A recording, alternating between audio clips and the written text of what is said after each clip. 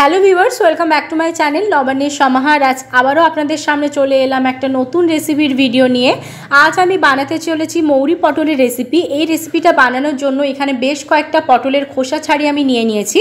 এবার একটা ছুরির সাহায্যে পটলের সাইডগুলো মানে চারিদিকটা আমি এইভাবে একটু চিড়ে দিচ্ছি, যাতে খুব ভালো করে এর ভেতরে গ্রেভিটা ঢোকে। এবার এর মধ্যে আমি দিয়ে দিচ্ছি অল্প পরিমাণ নুন, দিয়ে দিচ্ছি আমি হলুদ গুঁড়ো।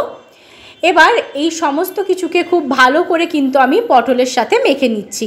খুব ভালো করে পটলের সাথে মেখে নেব, যাতে যে পটলের চেরা অংশগুলো রয়েছে সেই অংশগুলোর মধ্যেও যাতে এই মশলাগুলো ঢুকে যায়। দেখুন খুব ভালো করে কিন্তু আমি মেখে নিয়েছি। মেখে নিয়ে এগুলোকে এবার আমি সাইডে রেখে দিচ্ছি। এবার অপর দিকে আমি গ্যাস জ্বালিয়ে কড়াই বসিয়ে তাতে দিয়ে দিলাম পরিমাণ মতন সরষের তেল। তেলটা গরম হয়ে গেলে এর মধ্যে আগে থেকে নুন হলুদ মাখিয়ে রাখা পটলগুলো এক এক করে সমস্তগুলো এর মধ্যে দিয়ে দিলাম। এবার পটলগুলোকে আমি ভালো করে একটু ভেজে নেব। ফিরে এলাম কিছুক্ষণ পর। দেখুন পটলগুলো কত সুন্দর লাল লাল হয়ে গেছে, একদম ভাজা হয়ে গেছে। এবার এই পটলগুলোকে একটা পাত্রের মধ্যে আমি তুলে নেব।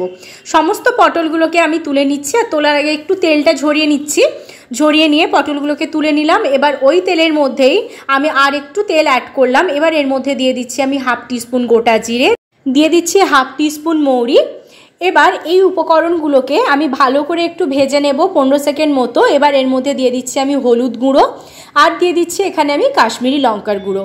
এবার এগুলোকে খুব ভালো করে একটু নেড়েচেড়ে নেওয়ার আগে এর মধ্যে আমি দিয়ে দিলাম অল্প একটু জল। জলটা দিয়ে দিলে কি হবে, মশলাগুলো পুড়ে যাবে না, এই জন্য জলটা দিয়ে দেওয়ার পর এর মধ্যে দিয়ে দিলাম আদা আর কাঁচা লঙ্কার পেস্ট 1 চামচ। এটা এর মধ্যে আমি দিয়ে দিলাম। দিয়ে দেওয়ার পর ভালো করে একটু মশলাটা কিছুক্ষণ কষিয়ে নেব। যত ভালোভাবে মশলাটা কষিয়ে নেবেন তত ভালো কিন্তু রান্নার টেস্ট হবে। এবার আমি একটু মৌরি বেটে রেখেছিলাম, সেটা এবার এর মধ্যে অ্যাড করব। এখানে আমি 1 চামচ মৌরিকে বেটে রেখেছিলাম, সেটা এবার এর মধ্যে আমি দিয়ে দিলাম। মৌরি বাটাটা দিয়ে দেওয়ার পর আর একটু নাড়াচাড়া করে নেব। এবার মশলাটা না খুব ভালো করে একটু কষিয়ে নিতে হবে।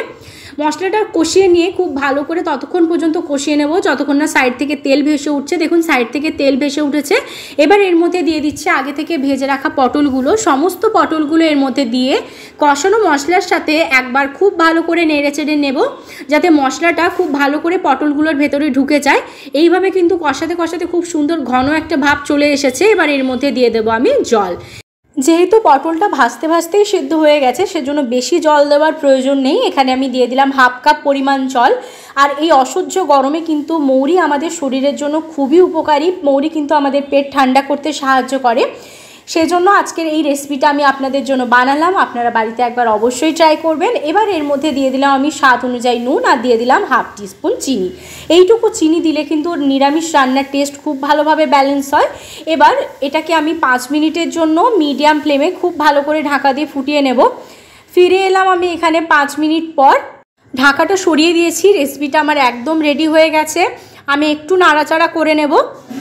এই রেসিপিটা বানানো যে কতটা সহজ সেটা আপনারা দেখতেই পেলেন। আর দেখুন পটলটা কত সুন্দরভাবে সেদ্ধ হয়ে গেছে। ভাজতে ভাজতেই কিন্তু পটলটা সেদ্ধ হয়ে গেছিলো।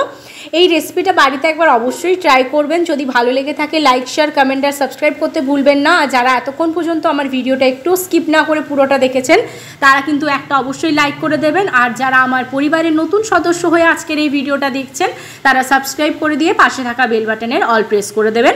আর আজকের এই রেসিপিটা নিজের আত্মীয় স্বজন বন্ধু বান্ধবদের মধ্যে ছড়িয়ে দেবেন।